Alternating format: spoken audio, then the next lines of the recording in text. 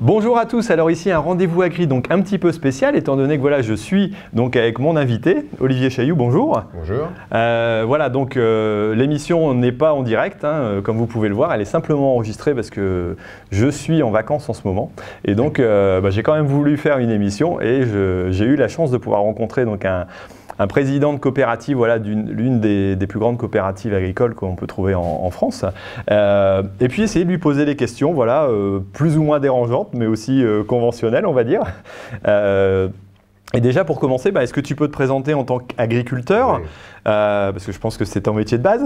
C'est ça, oui. Voilà. Et puis après présenter un petit peu la structure pour ceux qui ne connaîtraient pas Terrena, quoi. D'accord. Effectivement, tu as raison. Je crois que le plus important, c'est de bien préciser qu'administrateur ou président d'une coopérative agricole, on est d'abord agriculteur. Et donc, je suis agriculteur dans le Maine-et-Loire. J'ai 3 associés. C'est très familial. Je prends ça dans l'ordre. Mon frère, ma soeur et ma femme. Et puis, 2 salariés à plein temps. D'accord. On a 250 hectares. On produit des céréales. On produit des semences de maïs, des semences potagères sous abri et des semences fourragères. On a aussi une production d'échalotes, une dizaine d'hectares d'échalotes, qu'on produit pour une autre coopérative que Terrena, historiquement. D'accord. Puisque Terrena ne fait pas ce produit. Et pourquoi pas? Et pourquoi pas d'ailleurs. Et puis, après avoir abandonné l'élevage en 1995, quand je me suis installé, on avait un atelier d'engraissement de bovins. C'était un peu l'atelier phare de l'exploitation. Pour diverses raisons, on a arrêté et on a repris l'élevage en créant en 2012 un premier atelier de poules pondeuses plein air. D'accord. Et un deuxième en 2018. Donc en fait, voilà, l'exploitation s'est quand même pas mal transformée depuis 6 ou 7 ans. Voilà, et puis avec aucun regret parce que je pense que sur notre territoire, la polyculture élevage elle nous amène beaucoup de complémentarité. On n'est pas fait pour être très spécialisé en production végétale, on n'a pas un potentiel énorme en céréales notamment. Je pense que notre territoire a besoin de cette polyculture élevage et il faut qu'on fasse tout pour la préserver. Voilà pour l'exploitation. Pour la coopérative, tout naturellement, elle est polyvalente, c'est-à-dire qu'elle est à l'image de son territoire, qui va, le territoire, c'est à peu près 5 départements, la Mayenne, le Maine-et-Loire, la Loire-Atlantique, la Vienne et les Deux-Sèvres, et puis globalement les départements limitrophes en limite. Voilà. Donc une agriculture très polyvalente avec beaucoup de production végétale, beaucoup de production animale. Donc Terrena, c'est exactement ça. Je crois qu'on fait à peu près toutes les productions, sauf le riz. D'accord. Même si cette année on aurait peut-être pu se lancer, mais bon, avec l'humidité qu'on a, mais bon, quand même, voilà. Ce qui fait que si on voit à l'échelle d'une coopérative le verre à moitié vide, on se dit que c'est très complexe. Et si on le voit à moitié plein, c'est très riche en fait. Ça donne beaucoup de diversité. Je pense que c'est une des particularités de la coopérative. Tout ça, ça fait à peu près 5 milliards d'euros de chiffre d'affaires. Ce qui est conséquent. Ce qui est conséquent. Alors c'est avec 21 500 adhérents, d'accord, et à peu près 14 000 salariés. Alors la particularité de Terrena, c'est que très tôt, c'est une succession de fusions de coopératives année après année, mais très tôt, ces coopératives-là avaient investi dans la transformation. Ça veut dire qu'on travaille beaucoup en filière, ça veut dire qu'on est capable de produire et de transformer, donc d'aller jusqu'au client final. Je pense que ça, c'est une particularité. Et c'est ça aussi qui explique un peu l'ampleur et le chiffre d'affaires. Voilà. Donc très polyvalent et très riche. Ok, alors quelle est l'implantation, j'allais dire, au niveau de la région? Est-ce que c'est un agriculteur sur 10, sur 2, sur 3? C'est peut-être compliqué à dire, à estimer. Oui, c'est compliqué. Après, on peut annoncer les chiffres. C'est très compliqué parce qu'en fait, suivant les productions, ça peut être complètement différent. Bon, je ne pense pas prendre beaucoup de risques si je dis que voilà, Terrena, c'est à peu près 30% des agriculteurs sur son territoire. Avec des endroits où ça va être très très dense sur le cœur historique de la COP. Ce qu'on appelle le cœur historique, c'est le cœur de départ de Terrena, le Loire-Atlantique et Maine-et-Loire, où je pense que là on est largement au-dessus. Et peut-être moins sur des zones comme les Deux-Sèvres, la Vienne et la Mayenne.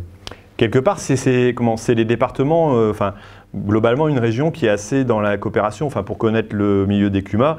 Il y a beaucoup de CUMA aussi, ici il y en a presque une par village, quoi, si je ne me trompe pas. Donc c'est quelque part une culture de travailler ensemble Est-ce que c'est parce qu'à l'origine, la région n'est pas non plus hyper riche et on dit parfois que la coopération est fille de misère. Est-ce qu'on le retrouve aussi dans la solidarité entre les agriculteurs? Parce que par moments, les moments sont difficiles et il faut se serrer les coudes pour avancer, quoi. Ouais, probablement, mais après, dire que la coopération est plus présente sur notre territoire, probablement, mais j'en suis pas si sûr en fait. Hein. Je connais pas vraiment tous les territoires de France, peut-être que toi tu les connais. Mais je pense que c'était une histoire, et en fait, à l'origine, c'était des syndicats, en fait. Hein. Oui. À l'origine, qui sont devenus des coopératives à la fin du 19e siècle. Mais probablement je pense qu'il y a aussi une densité d'exploitation qui doit être assez forte du fait de la polyculture élevage, qui n'est pas forcément le cas d'une zone plus céréalière. Oui. Voilà, je pense que tout ça, ça explique que la densité explique peut-être que les gens sont plutôt travaillé ensemble, et que la coopérative leur a donné les moyens de le faire. Voilà, je pense peut-être. Ok. Alors parfois on reproche aux grandes coopératives de ne plus toucher pied à terre ou d'avoir un peu perdu le sens de ses adhérents. Je sais que Terrena aussi fait une réflexion, parce que je pense qu'à un moment donné, régulièrement, on doit se remettre en question, quelle que soit la structure. Quel est le moyen d'arriver à garder le contact avec l'adhérent, quoi, j'allais dire? Déjà, je crois que c'est pas cette proximité avec l'adhérent, je crois qu'elle n'est pas forcément liée avec la taille. Oui. Voilà. Je pense que c'est plutôt une volonté, un engagement de le faire. Je crois que Terrena, de ce côté-là, on est plutôt assez bon, j'allais dire, dans le sens où voilà, c'est une recherche permanente. En fait, on a plus de soucis à faire, se déplacer des adhérents. Parce que les occasions, il y en a beaucoup. Hein. Je parlais de 21 000 adhérents, on en a 1000 qui sont élus, soit dans des commissions de production, soit dans ce qu'on appelle, nous, sur le territoire, qui est plus lié à l'animation, ce qu'on appelle des bassins de vie. On a une trentaine de bassins de vie. Donc tout ça, ça fait 1000 élus.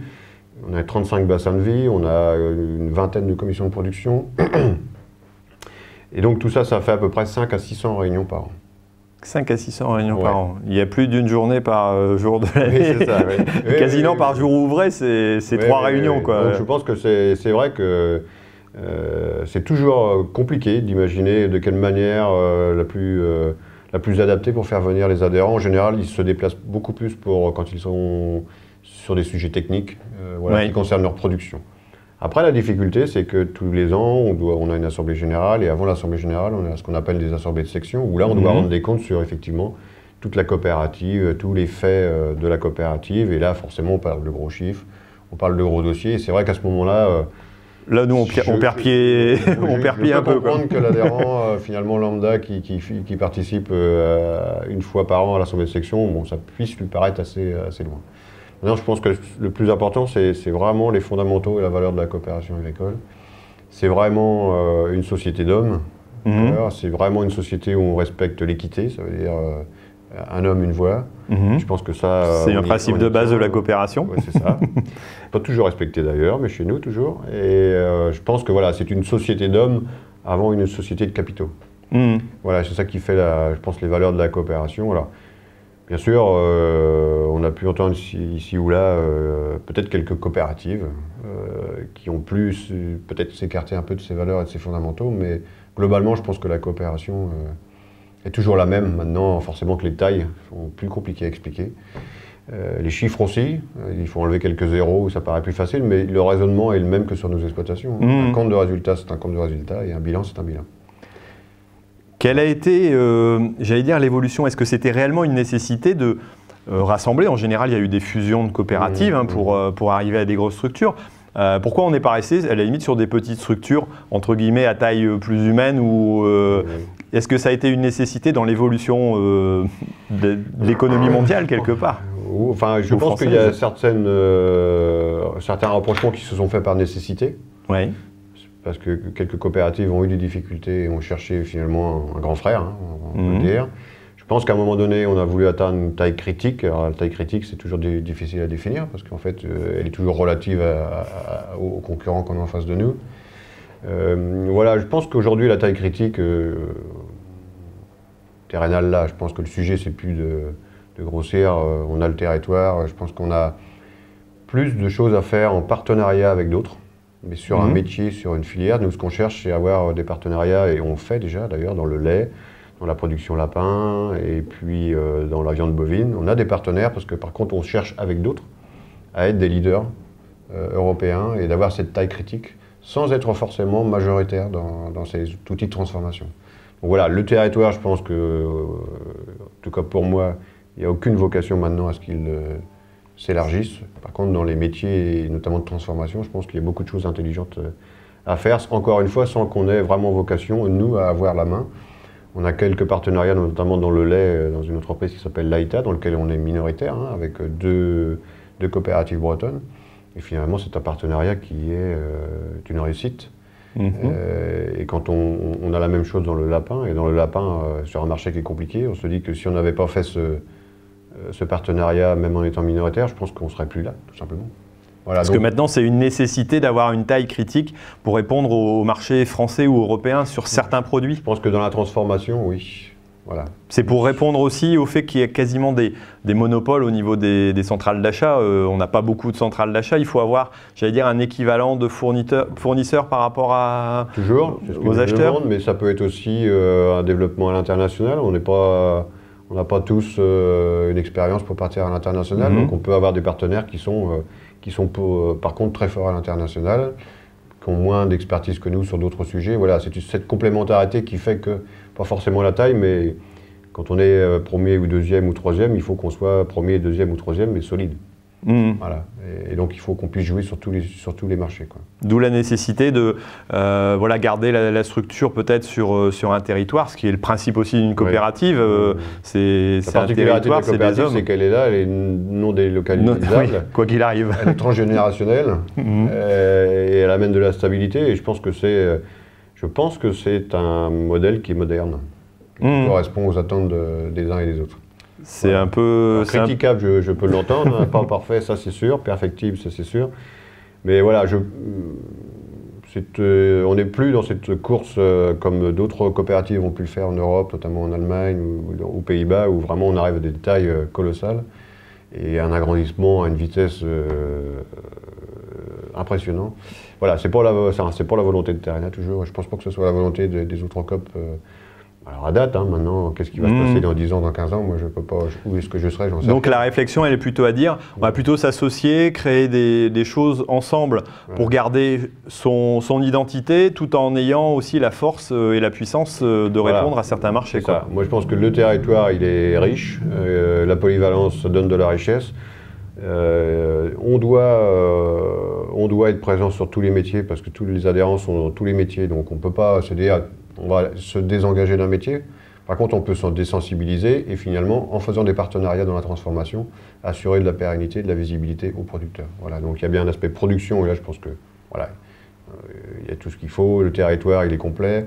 Maintenant, c'est la transformation et l'aval, et c'est de dire, c'est ce qu'on a fait en viande bovine avec les Irlandais Down Meat, hein, finalement, c'est de se dire, je parlais de l'international, on y est très peu, et donc on ne peut pas claquer les mains et se dire, finalement, le marché de la viande bovine que tu dois peut-être connaître un peu, bah voilà, la consommation en France, elle est stable, par contre, au niveau mondial, donc ça se passe plus en France, quoi. Ça se passe ailleurs. Nous, la France, à Terrena, on y était très peu à l'international. Et donc, c'est pas si demain on claque les doigts, on va pas à l'international, c'est un métier, quoi. Et donc, le principal intérêt qu'on a vu au partenariat avec les Irlandais, c'est qu'eux, ils font 90% en international. D'accord. Ils ont une expertise, une expérience. Voilà, c'est ce genre de choses qu'on recherche. Ok. Pour pouvoir finalement garantir dans la longueur la valorisation des productions de nos adhérents sur notre territoire. C'est comme ça que je vois ça, moi.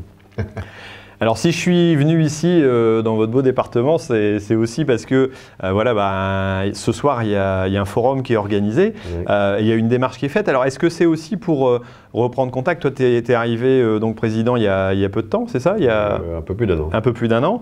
Est-ce que c'est pour refaire un petit peu le tour, j'allais dire, des adhérents et puis faire des demandes? Alors comment ça s'est passé cette réflexion? Alors, ça se passe toujours bizarrement et puis après finalement, est-ce que c'est, moi je trouve que ça correspond bien à ce que doit être une coopérative, de finalement assez régulièrement retourner voir ses adhérents, alors pas pour parler des activités, mais plutôt pour leur parler finalement de leur métier et finalement de ce qu'ils attendent de leur coopérative dans l'accompagnement.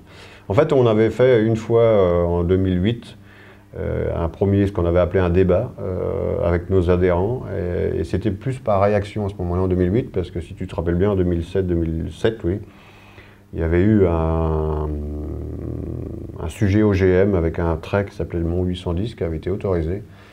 Et c'est là que ça avait mis beaucoup de tension en France notamment. Hein, et nous, TRNA, on s'était dit, bon, est-ce qu'on a le droit, à partir du moment où finalement tout le monde peut le faire et c'est autorisé, de dire à nos adhérents, vous n'achetez pas de semences OGM, vous n'achetez, voilà, interdit de produire.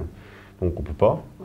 Et après on s'est dit, mais par contre la plus grande catastrophe, c'était le mélange entre l'OGM et du non-OGM. Et donc on avait fait une expérimentation qui avait vocation à tester la coexistence, la cohabitation entre l'OGM et non-OGM. Donc c'est vrai qu'on y était allé la fleur au fusil. Et c'est là qu'on avait vraiment vu que la société avait changé, parce que la réaction avait été ultra violente. Ça avait mis un peu de tension sur l'entreprise, enfin sur TRNA, ça avait mis un peu de tension aussi sur nos marques, hein, parce que, voilà. Et finalement, un peu en réaction, et puis aussi à ce moment-là, il y avait Sarkozy, Barnier, qui avait sorti le Grenelle de l'environnement. Et donc on a profité de cette occasion-là aussi pour lancer ce débat, finalement sur les OGM, mais aussi sur les Grenelles de l'environnement. Et finalement, il en est sorti quelque chose qu'on n'imaginait pas. Bon, les OGM, ça s'est arrêté tout de suite, finalement. Et c'était assez marrant, parce qu'en fait, on s'est aperçu que ceux qui, dans nos adhérents, y étaient le plus farouchement opposés, finalement, étaient les plus gros utilisateurs à travers la nutrition animale. Bah oui. Sans forcément le savoir, mais indirectement. Oui, enfin, si. Ou en fermant les yeux. Oui. Voilà, mais finalement, bon, ça a vite passé, et puis en plus, le trait OGM a été interdit tout de suite, donc voilà. Par contre, à ce moment-là, ils nous ont dit, mais attendez, on voit bien que, et c'est ce qui nous arrive d'ailleurs, on va avoir une diminution des intrants qu'on avait l'habitude d'utiliser, on nous promet des solutions alternatives, mais voilà, c'est ce qu'avait dit Barnier, on n'en enlève une que quand on en aura une solution. Bon, bref, on voit ce que ça donne. On attend encore. On attend encore, et finalement, nous, ce qu'on attend de notre coopérative, c'est que vous mettiez des moyens pour aller soit créer des solutions alternatives, soit aller en chercher à l'extérieur. Et c'est là qu'on a basé tous nos efforts et mis des moyens humains et financiers sur le concept qu'on appelle l'agriculture écologiquement intensive. Voilà, et donc on a créé ce qu'on appelle des solutions nouvelle agriculture, qu'on a fait tester par des agriculteurs, parce que voilà, il ne faut pas rester dans l'incantation, il faut que économiquement ça soit viable, que ça soit efficace et viable économiquement. Donc voilà, on a testé chez des adhérents pendant 2 ans, des adhérents qu'on appelait des sentinelles de la terre. Oui. Voilà, c'est deux marques déposées, si je ne me trompe pas, Nouvelle Agriculture et Sentinelles de la Terre. Ouais, c'est ça. et du coup, voilà, c'est au bout de 2 ans, quand vraiment la solution a prouvé son efficacité, voilà, et qu'elle a passé au filtre des conditions, eh bien, on proposait ça comme solution alternative. Donc ça a lancé ça, et puis finalement, on a beaucoup d'outils de traçabilité. On est très fort sur la traçabilité de nos conseils, que ce soit en production animale ou production végétale. Aujourd'hui, TRNA, traçabilité des conseils, c'est 85% de nos conseils sont tracés. D'accord. Quand en France, c'est à peu près 3%.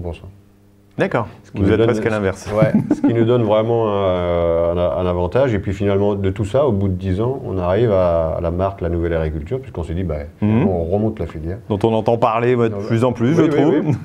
Et la marque, elle est sortie en 2017. Et puis voilà, aujourd'hui, on a développé les volumes, on a créé une attente consommateur. Ouais.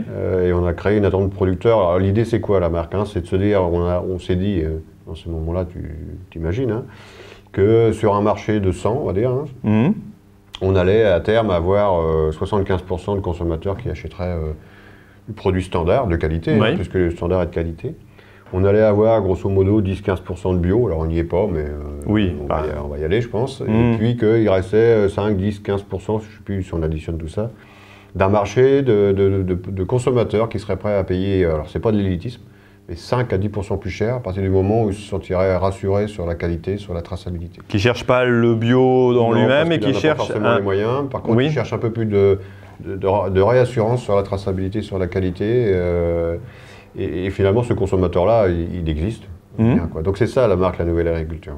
D'accord. Et finalement, ce 5 à 10% de plus cher, il est aussi voué à amener une plus-value pour le producteur. Voilà. C'est l'objectif aussi d'une coopérative, c'est de faire vivre ses adhérents. Alors au fur et à mesure du temps, on a appris en marchant. Maintenant, on a développé les gammes, on est à peu près sur toutes les productions de TRNA, on a développé les volumes. On est beaucoup en GMS encore, avec qui on travaille sur des plans de progrès. D'accord. Voilà, parce qu'un produit Nouvelle Agriculture, c'est un cahier des charges, mais c'est aussi une exclusivité ou quelque chose qui est particulier, parce que si ça ressemble à un cahier des charges, les autres, ça sert à rien. Forcément, c'est une contrainte aussi pour le producteur. Voilà. Donc ce qu'on sait faire aujourd'hui et ce que les autres ne savent pas faire, eh ben, on sait que dans 2 ans, ils sauront le faire, donc il faut déjà imaginer le critère d'après. Donc c'est assez enrichissant et on travaille beaucoup avec nos clients là-dessus, ce qui change un peu la relation qu'on peut avoir avec les distributeurs de prix. Bon, ça finit toujours par parler de prix, mais avant de parler de prix, ben, on parle du produit, des plans de progrès, et c'est intéressant. Et la marque La Nouvelle Agriculture, ben, c'était à peu près 300 magasins référencés fin 2017. Aujourd'hui, on est à 3300. Ah d'accord, voilà. C'est x10 en... Ouais, et c'est à peu près 15 à 20% du chiffre d'affaires qu'on fait en agroalimentaire. Donc ce qu'on veut, c'est développer ça, mais voilà, sur un flux tiré, hein, parce qu'on voilà, ne peut pas produire avec une charge supplémentaire si le marché en face n'est pas porteur. C'est une catastrophe. D'accord. Voilà, on a fait ça. Et pourquoi, revenir à ta question sur la consultation qu'on a fait aujourd'hui, on a fait un peu le bilan des 10 dernières années. Effectivement, je suis arrivé président il y a 1 an. Il y avait l'Assemblée Générale au mois de juin et je voulais profiter au mois de mai, 2019. Et je voulais profiter de l'Assemblée Générale pour prendre un engagement. Mais un engagement que j'allais tenir. Et finalement, je n'en ai pas forcément trouvé. J'avais l'idée, si tu veux, d'aller voir les activités et de leur demander de s'engager sur un développement de volume en cahier des charges, en nouvelle agriculture notamment, mais aussi en bio, voilà, à terme. Très difficile à envisager, au moins l'année dernière. Et après, en réfléchissant, je me suis dit, c'est quand même sûrement le moment, vu ce qui se passe dans le monde agricole, vu le contexte qu'on connaît, même sans être pessimiste, mais où les gens quand même se posent des questions sur leur métier. Sans parler de l'agribashing, tout ce qu'on peut vivre, voilà, se poser des questions sur l'avenir de leur profession, tout simplement. Avec des pressions qu'on connaît, je me suis dit, c'est sûrement le moment de retourner les voir. Et d'aller aussi retourner les voir les salariés qui, quand même, indirectement, sont concernés par le métier de l'agriculture, de la production. Et en fait, d'échanger non pas sur Terrena et la nouvelle agriculture, parce que ça, on le fait, sur la stratégie, ça fait partie de la communication classique. Voilà, c'est ça. Et finalement, le projet autour de la différenciation et de la plus-value, il ne change pas, hein, il n'a jamais été remis en cause. Mais c'est plutôt de savoir ce qu'ils attendaient, eux, dans le contexte actuel de leur coopérative, encore une fois, pour les accompagner. Et finalement, ça a été, c'était plutôt sur le thème de l'agriculture, les agriculteurs, les attentes sociétales, le réchauffement climatique, assez vague, quoi. Et donc on l'a fait de 3 manières différentes. On l'a fait différemment d'il y a 10 ans, parce que ça a changé aussi. On a fait une plateforme où les gens, les adhérents, donc les 21 500 et les 14 000 salariés, avaient la possibilité d'aller faire des propositions ou voter sur des propositions d'autres. Et finalement, cette plateforme, elle va s'arrêter au bout de 2 mois et demi. Et finalement, on a aujourd'hui 700 propositions. D'accord. On a eu 4300 contributeurs. Alors, bien, pas bien, c'est déjà significatif. Ouais, c'est et puis, on a eu 60 000 contributions, ça veut dire de gens qui ont soit proposé, soit voté sur des propositions. Donc ça, c'est la première chose. Donc, beaucoup de matière déjà. Ensuite, on a organisé en physique sur ce qu'on dit sur le territoire, ce qu'on appelle les bassins de vie. 35 réunions sur des thèmes que les agriculteurs du territoire avaient choisis, qui les concernaient plus, qui pouvaient être les pesticides, qui pouvaient être l'irrigation. Ouais, selon les secteurs, il y a des problèmes différents. Et là aussi très riche, des débats très riches. Alors, une présence en fonction des territoires différentes, hein, quelquefois faible, quelquefois très forte. Et globalement, c'est venu encore en complémentarité de la plateforme. Et puis après, ne me demande pas pourquoi, hein, mais dès le début, parce qu'une fois que j'avais envisagé ça à fin mai, c'est facile de le faire, enfin de le dire. Après, il faut l'organiser. Après, quand on s'est mis au travail au mois de septembre, bon, on a vraiment appris en marchant. Et à ce moment-là, et je pense qu'on a une bonne idée, on s'est dit on va finir par faire 3 forums en fonction des premiers sujets qu'on va voir les plus souvent sur la plateforme. Et là, on va ouvrir. D'accord. Ça veut dire autant sur la consultation, qu'elle soit physique ou en plateforme, on est resté dans les 35 000, 21 000 plus 14 000. Là, les forums, on les ouvre à des partenaires, à des banquiers, à des syndicats, à des ONG. Voilà, parce qu'ils font aussi partie de ce qu'on vit tous les jours, donc ça nous paraît intéressant. Les 3 forums, on fait venir quelques intervenants qui ont des avis différents, qui lancent un peu le débat dans la salle. Et l'idée, c'est que chacun participe. Alors, on en a fait un il y a 2 jours à Nantes sur les différents modes de distribution où on avait 230 participants, qui s'est très bien passé. Ce soir, c'est sur les modes de production.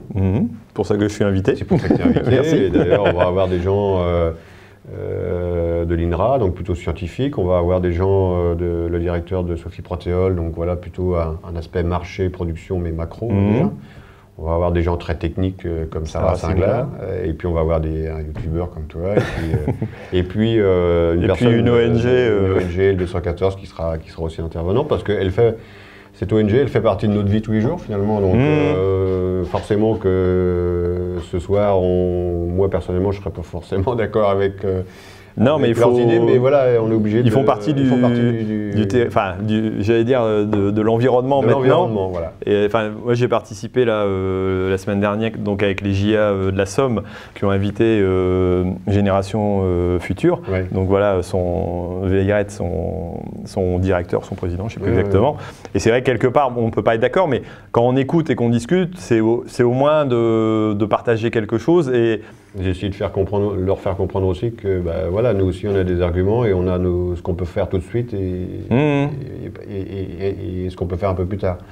On avait toujours beaucoup travaillé avec des ONG comme CIWF, sur lequel on travaillait avec eux sur des plans de progrès aussi, donc c'était intéressant. Ouais, après, il y a des ONG qui sont plutôt progressistes, il y en a qui sont abolitionnistes. Bon, là, discuter avec eux, c'est pas forcément évident. Et le 214, je ne sais pas ce qu'il est. Ça a changé. Ouais. Ça a changé parce que on s'était interdit de discuter avec eux et on a changé d'avis il y a 1 an et demi. Parce que de toute façon, c'est ce que je te dis, ils font partie de l'environnement. Donc à un moment donné, je pense qu'il y a des choses sur lesquelles on ne sera jamais d'accord. Quand on est producteur, c'est compliqué. Mais voilà, essayer de changer cette relation. Voilà. Après, ce qui veut dire, enfin, les invités, c'est pas forcément cautionner ce qu'ils pensent et être d'accord avec eux. Non. On est d'accord. Tous les avis nous intéressent. Hein. Ce soir, ça sera sur le forum de la production. On va pas avoir le grand soir où tout le monde va être d'accord. Non, c'est pas ça. C'est justement de confronter un peu les idées, les façons de penser et puis d'essayer d'avancer. Donc très riche. Puis le 3e donc, sera sur le mode de gouvernance des coopératives, parce qu'on n'a pas eu beaucoup de remarques, notamment sur la plateforme, sur le fait que Terrena est une grande coopérative, qu'on ne comprend plus rien, que ça manque de transparence. Par contre, il y a eu un débat au niveau national, notamment l'année dernière, voilà, qui nous disent profitons de l'occasion finalement pour en parler, tout simplement. On a la chance d'avoir le président du HCCA, qui est le Haut Conseil de la coopération agricole, hein, qui est Daniel Chéron. J'ai été chercher un ancien président de coopérative qui est assez critique finalement sur les coopératives, tout en y croyant, c'est très intéressant. Ouais. On peut croire au modèle et pas forcément au fonctionnement de certaines. Il y croit fortement, mais par contre il connaît ses défauts et finalement quand il a été président, il a tout fait pour pallier à ses défauts. Quoi. Voilà, et puis d'autres intervenants. Donc le premier engagement, c'était de le faire. Je ne vais pas te trahir, quand on aura fini les 3 forums, on sera quand même content d'avoir fini.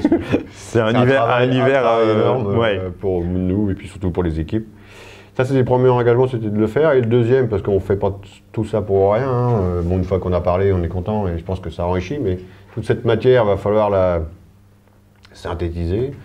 Et puis, il va falloir en sortir 2 ou 3 sujets sur lesquels on va réfléchir. Et l'idée, le deuxième engagement, c'est de revenir vers les adhérents au moment de l'Assemblée Générale en leur proposant, j'en sais rien, parce que c'est trop tôt, mais des investissements, des priorisations, des investissements, des modifications d'organisation, voilà, j'en sais rien.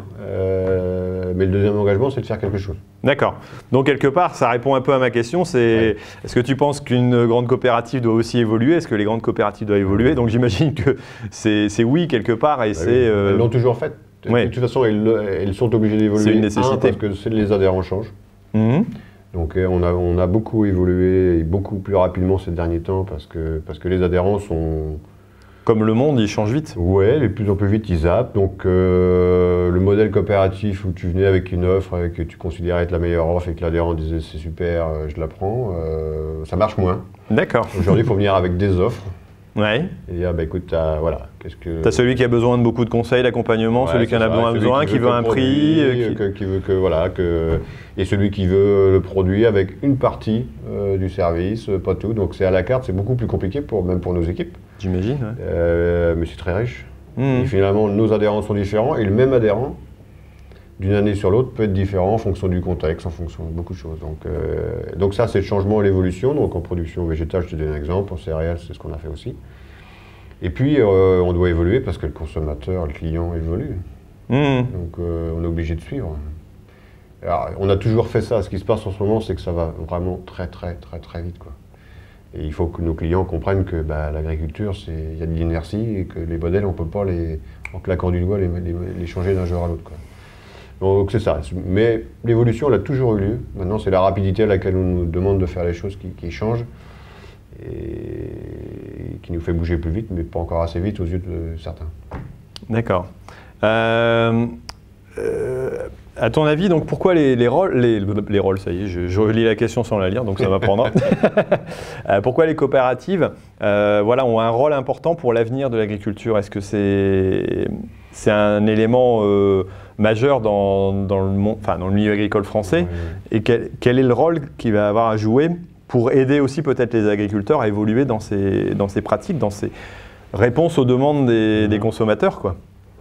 Je pense qu'elles ont un rôle, elles auront un rôle, elles ont déjà un rôle aujourd'hui, elles font partie du contexte. Alors, et puis je pense que voilà, il y aura toujours des gens qui auront tendance à travailler avec une coopérative et il y aura toujours des gens qui auront tendance à travailler avec des groupes privés et ça je crois que c'est pas critiquable. Et je pense que c'est même complémentaire. Et ça aussi, chacun doit trouver son équilibre.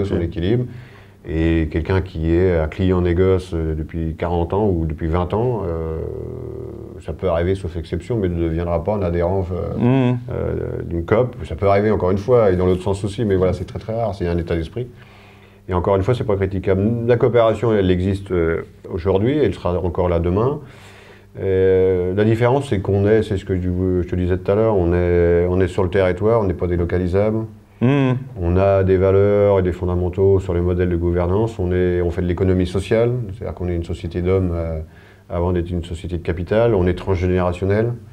Donc je pense qu'on peut, dans l'accompagnement sur le moyen terme, je pense qu'on a une particularité qui peut correspondre à une demande des adhérents et je pense que c'est un modèle qui est, à mon avis, assez moderne, puisqu'on a quand même des adhérents qui finalement nous demandent... c'est assez particulier, puisqu'on a le même adhérent qui dit moi, tout m'intéresse pas, je veux que pour lui, et en même temps, il nous dit mais je voudrais avoir une visibilité, une contractualisation sur plusieurs années, et bien sûr sans être intégré, parce que la coopérative, c'est pas de l'intégration. Mais je pense que dans ce sens-là, et je pense que ça va dans le sens de l'évolution de l'agriculture, je pense que la coopération, elle a la vocation à ça. Et puis parce qu'elle a toujours investi dans la transformation, enfin au moins Terrena et certaines d'entre elles, et ça, c'est une richesse. Et d'avoir la filière entière dans une coopérative qui va même de la production de semences jusqu'au de blé, si tu veux, en passant par la nutrition, en passant par le couvoir, en passant par l'éleveur, en passant par l'abattoir, en passant par l'outil de transformation jusqu'au client final. Ça, c'est une richesse et je pense qu'il n'y a pas beaucoup... Il y a des coopératives, mais à part les coopératives, il n'y a pas beaucoup qui ont tout ça. Ok. Et que nos actionnaires sont nos adhérents. C'est vrai que c'est important.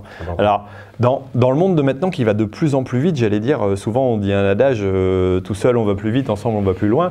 Est-ce que, voilà, si on va moins vite que les autres parce qu'on est en groupe, ou est-ce que c'est une difficulté? Et surtout, est-ce que, j'allais dire, la coopérative peut aider l'agriculteur à répondre aux attentes, aux nouvelles attentes sociétales qui deviennent de plus en plus pressées. Tu me disais tout à l'heure que ce qui avait été marquant aussi au niveau de la plateforme, c'est que beaucoup d'agriculteurs avaient dit il faut nous aider à communiquer, c'est ça? Oui. Oui. Alors il y a peut-être deux choses dans ce que tu disais. Un, c'est pas parce qu'on est une coopérative qu'on doit être lent et avoir de l'inertie. Effectivement, on a une double gouvernance avec ce qu'on appelle un comité de direction, donc qui s'occupe de l'opérationnel de tous les jours. Et après, un conseil d'administration, notamment, qui est composé d'administrateurs à 90%, parce qu'on a aussi des administrateurs salariés, mais qui sont mandatés. Et donc, cette double gouvernance, elle peut amener beaucoup de force. Elle peut amener un peu de lenteur, mais elle doit amener beaucoup de force. C'est ça, la particularité d'une coopérative. Et quand ça fonctionne bien entre cette gouvernance, on va dire, un peu bicéphale, c'est une vraie force. D'accord. Mais par contre, ça doit pas, c'est pas pour ça que ça doit nous amener à être incapable de prendre des décisions. Au bout d'un moment, on a des décisions à prendre. Quand je dis c'est une société d'hommes, c'est pas une société de capital, on doit être performant. Toute entreprise doit être performante. Donc voilà, on n'est pas...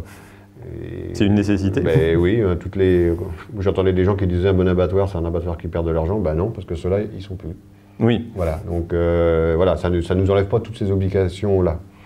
Après, sur l'accompagnement, c'est vrai que, alors voilà, hein, on a la matière, on va finir les forums, mais déjà, on sent que ce qui m'a étonné quand même, c'est que les gens, alors je pense que c'est le contexte,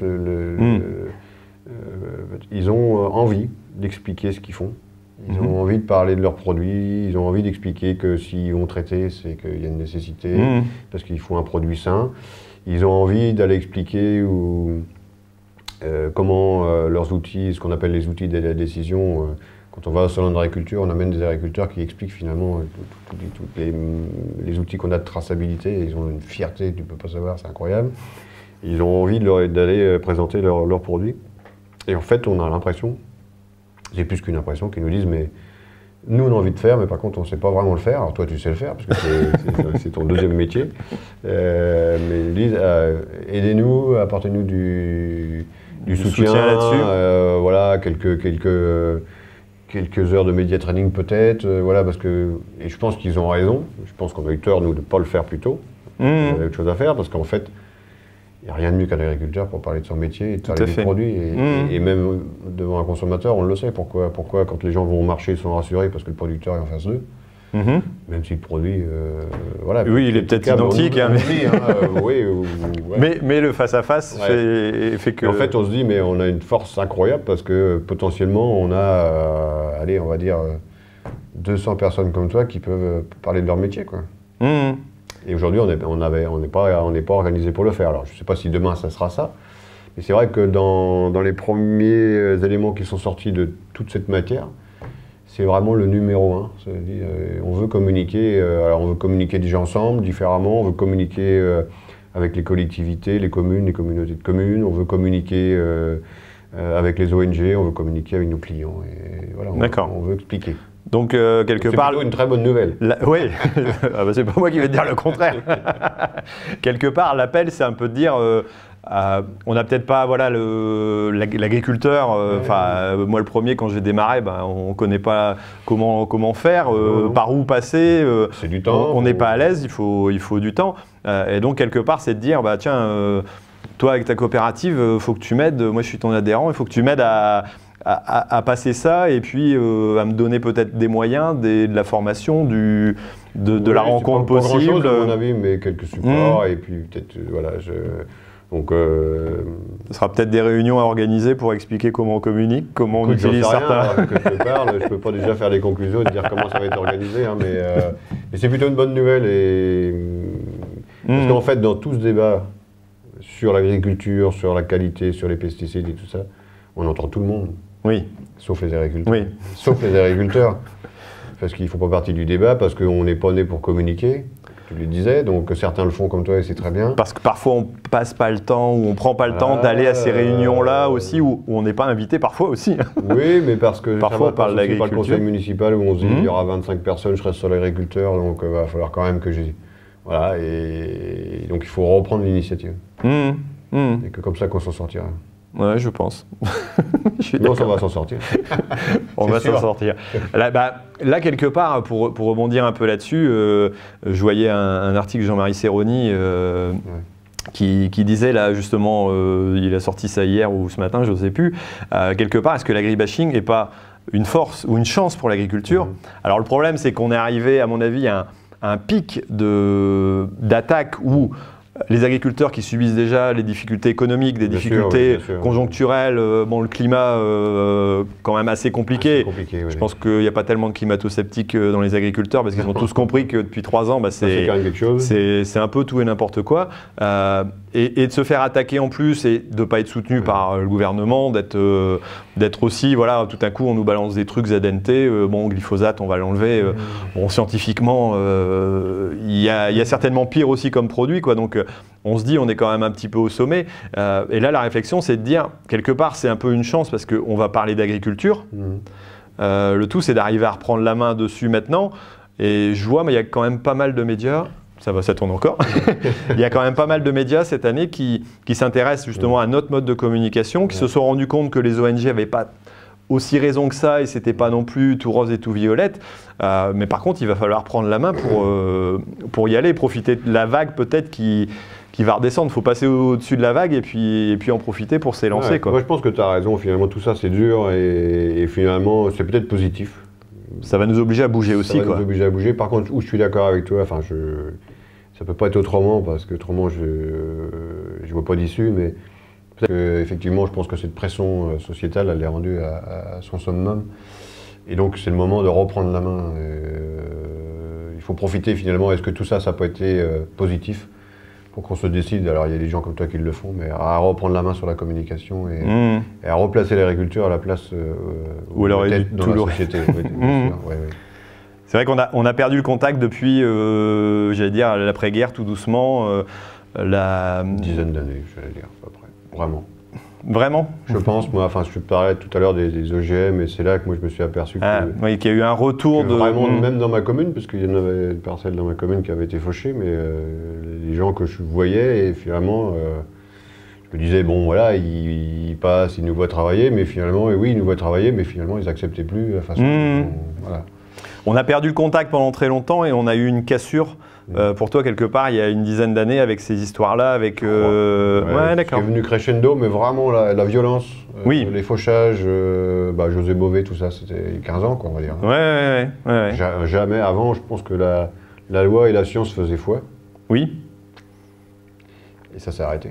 On en est arrivé à parfois à en croire que c'est presque une religion. Ouais, quand José a commencé par casser un McDonald's, finalement c'était normal et il s'est fait défendre. Qui aurait été cassé un restaurant Oui. Et depuis, c'est marrant parce que même... Qui aurait été fauché un champ de maïs il y a 20 ans? Et quelque part, peut-être qu'il faut faire comme McDo. McDo a réagi en recréant des filières françaises, en essayant de recontacter, sans mettre la qualité sur le système. Chacun apprécie ou pas le commerce, j'allais dire, d'hamburger. Mais en tout cas, ils ont changé leur modèle aussi. Ils se sont rendus compte. Je pense qu'ils ont réagi. Et j'ai quand entendu dire que je crois que la France est le deuxième marché mondial pour McDo. Ils sont aussi partis sur des filières françaises. Quelque part, nous, il faut peut-être qu'on prenne ce modèle-là, entre guillemets, pour dire qu'il faut qu'on prenne une communication. C'est une autre façon d'être positif. Par contre, attention, à ne pas se méprendre. Moi, je ne suis pas d'accord pour ce genre d'action, d'accord? Oui. Voilà, je suis pour le respect des hommes et tout à fait, la propriété, quoi. Voilà, maintenant, bon, c'est fait. Essayons de faire avec. Ok. Si tu as repris la présidence de la coopérative, quelque part, c'est que tu crois en son avenir et en l'avenir de l'agriculture? Ah oui. Heureusement. En plus, oui, bien sûr qu'heureusement. D'ailleurs, je me faisais la réflexion, je pense qu'en tant qu'agriculteur et en tant que responsable, président ou pas, il faut qu'on fasse attention parce que, bien sûr, il faut expliquer, il ne faut pas raconter de la belle histoire à nos adhérents, à nos agriculteurs. On connaît les difficultés, donc il faut leur dire. Maintenant, attention, si nous, on est les premiers à ne pas y croire et être plus pessimistes que les gens qui sont en face de nous, je pense qu'il faut surtout arrêter d'être responsable. Je pense qu'on a cette responsabilité-là. Parce que quand j'entends certains discours, je me dis, mais c'est pas possible qu'un responsable agricole puisse être à ce point-là négatif sur sa profession, parce que faut qu'il arrête, c'est pas grave. Enfin, sa profession peut-être pas, mais qu'il arrête d'être responsable. Parce oui, s'il y croit plus, il faut... On n'a pas le droit à ça. Ouais. Oui, j'y crois, et puis l'agriculture, j'y crois, on en a parlé, moi... Je pense que l'agriculture avait retrouvé sa place. Je pense qu'il n'y aura pas une agriculture, qu'elle sera plurielle, parce qu'on parle toujours, il n'y aura pas que du bio, que du conventionnel. Je pense qu'il y aura plusieurs marchés. Donc la troisième voie aussi. Bien sûr, et puis moi, mon vœu, c'est qu'elle soit performante, ça c'est sûr. Voilà, donc il y a des années difficiles, des années où ça va mieux. Je pense que depuis 1 an ou 2, alors je généralise, attention, mais... ça a tendance à s'améliorer, on a quelques indicateurs qui nous le disent. Globalement, je parle de toutes les productions en moyenne. Ouais, il y a toujours des cas particuliers qui sont... Et voilà, dans quelques années, elle sera aussi heureuse. Si elle retrouve sa place dans la société, elle sera heureuse. Elle va retrouver le sourire. Oui, j'en suis sûr. C'est une certitude. Conviction. Une conviction. Je n'ai jamais de certitude, d'ailleurs, je pense que c'est pas bien, mais des fortes convictions. Et c'est aussi des réflexions sur la marque, la nouvelle agriculture qui commence à se positionner. On l'a préservé, donné au maximum à nos adhérents, ce qui est un peu logique, les plus engagés, c'est-à-dire qu'on ne l'a jamais proposé à d'autres jusqu'ici. Ce qui vient de changer, c'est que voilà, on s'est posé la question, cette marque, si on veut qu'elle ait vraiment qu'elle se positionne au moins nationalement, mais tu verrais le nombre de délégations françaises et étrangères qui viennent nous voir, qui sont scotchées par notre capacité filière, de traçabilité, les marques La Nouvelle Agriculture, la qualité. Et à un moment donné, on s'est dit, mais est-ce qu'on s'autorise à déléguer notre savoir-faire et notre marque La Nouvelle Agriculture? Et donc on a franchi le pas là, avec une autre coopérative, parce qu'il y a des marchés finalement, hein, il y a des produits que tu peux produire sur le territoire de Terrien, on va dire Angers ou Ancenis, finalement, et finalement, si tu amènes avec la logistique, s'il faut que tu amènes ça au sud de la France, ça passe pas. C'est pas logique. Donc est-ce que tu autorises un partenaire en qui tu as confiance? Parce que attention, une marque, tu mets 10 ans pour la créer, mais tu peux mettre beaucoup moins de temps pour la... Ça peut mettre quelques jours à déléguer. Respect des cahiers des charges, est-ce que tu travailles sous forme de franchise ou de délégation de marque avec un partenaire qui est capable de produire ce cahier des charges et d'atteindre le marché du sud de la France comme du nord. Voilà. D'accord. Et ça, on a commencé à se l'autoriser et on a beaucoup de demandes en fait. D'accord. Ça pourrait être une ambition de dire que les coopératives françaises pourraient, entre guillemets, adopter ou ouvrir progressivement cette marque. Celles qui sont intéressées, d'ailleurs, il n'y a pas que des coopératives. D'accord. Ah ouais, on a beaucoup de... Voilà, mais par contre, on sera très vigilant, donc on choisira les gens avec qui on sent qu'on est capable de travailler en toute confiance, quoi. D'accord. Voilà, l'idée, c'est de positionner cette marque, l'idée, c'est de... plus elle sera positionnée, plus on pourra communiquer dessus, et tu connais. Hein, bien sûr, l'argent qu'il faut pour communiquer sur une marque, ça s'appelle pas Coca-Cola encore. Non, vaut mieux pas, mais bon. Je parle qualité de marque, hein, bien sûr.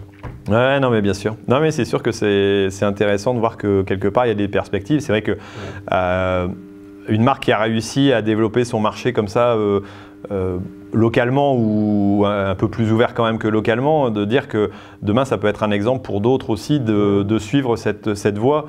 Parce que quelque part, si nous les agriculteurs on ne le fait pas, de toute façon c'est la grande distribution qui va le faire et qui va garder aussi, qui le fait déjà en grande partie, et qui va garder plus ou moins la plus-value pour...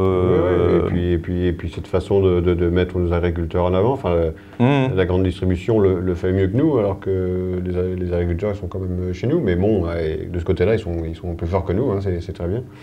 Non, et puis il y a des belles histoires à raconter. Je parlais de la capacité à aller, ne serait-ce que sur toute la France. On fait de la farine de Nouvelle Agriculture qu'on vend essentiellement dans les boulangeries artisanales. On fait un peu d'industriel, mais l'histoire n'est pas la même. Les boulangeries artisanales, ça matche bien parce qu'on fait des animations avec le producteur qui a produit le blé, qui a fait la farine, qui va faire un peu d'animation dans les boulangeries. Maintenant, ça reste local. Et on a beaucoup de demandes d'autres parties du territoire, donc on va sûrement s'autoriser à faire produire du blé Nouvelle Agriculture à d'autres producteurs. D'accord. Pour produire de la farine Nouvelle Agriculture et donc du coup essayer de... Bon, d'accord. Bon, je prends le job sur le secteur de Lens. On peut en parler. On pourra en parler. Bon, donc on va passer au off et puis voilà. Non mais bon, c'est intéressant de voir, voilà, puis ça renoue un lien direct, étant donné que l'agriculteur va aussi directement avec le consommateur, en passant, parce que même le boulanger, à la limite, le producteur de pain, enfin le producteur de blé, il le connaît pas, quoi. Et le boulanger, ça l'intéresse d'avoir le producteur qui vient 1 heure ou 2 faire de l'animation à 1 heure intelligente, où il y a ouais, puis il voit aussi l'usage de son produit, comment il est transformé, comment on le travaille. Je pense que c'est valorisant aussi pour un agriculteur de voir ça, quoi. Aujourd'hui, je crois qu'on est dans... entre 100 et 120 boulangeries. D'accord. Bon, intéressant comme ouverture. Ok. Bon, merci. Je ne vais pas t'embêter plus longtemps parce qu'après on a rendez-vous aussi et puis un forum à suivre. Ouais, on verra bien. Et, bon, en tout cas, merci d'avoir répondu à mes questions. C'est vraiment très intéressant cette forme d'ouverture. Je pense que voilà, il y a encore de l'avenir en agriculture. Hein, on y croit. Ouais. Il faut y croire. C'est des moments sûrement difficiles. J'ai eu, moi, il n'y a pas longtemps, des collègues, alors que ce soit en négoce, en coopérative ou même dans GEDA, des techniciens qui m'ont dit c'est vrai qu'il y a des mecs qui souffrent beaucoup, qui ont des difficultés. Il faut continuer à y croire. On est certainement dans une mauvaise passe, mais on va la passer. Il faut qu'on en sorte. Voilà, et je pense que le meilleur est à venir. Voilà, moi j'en suis convaincu en tout cas, et je pense que c'est important, et de voir que que des ouvertures, que des marques peuvent se créer aussi avec des agriculteurs, que la coopération peut être une solution comme d'autres, mais ça fait partie du milieu et qui a son histoire et qui a sa force aussi et qui est intéressante. Bon, ben merci beaucoup. Merci. Voilà, et puis merci à vous d'avoir regardé. Alors voilà, si vous voulez, vous pouvez aussi le revoir et l'écouter en podcast hein, si vous n'êtes pas au courant. Donc ça s'écoute chez vous ou tout simplement en voiture ou dans votre tracteur. Il y a moyen de réécouter les anciens épisodes aussi, vu que ça fait un peu plus d'1 an maintenant que ça existe tous les 15 jours, un lundi soir sur 2. En tout cas, merci d'avoir regardé et puis on se retrouve prochainement pour une émission certainement plus en direct et plus consensuelle. Voilà, merci en tout cas. Merci. Allez, bonne soirée. Au revoir.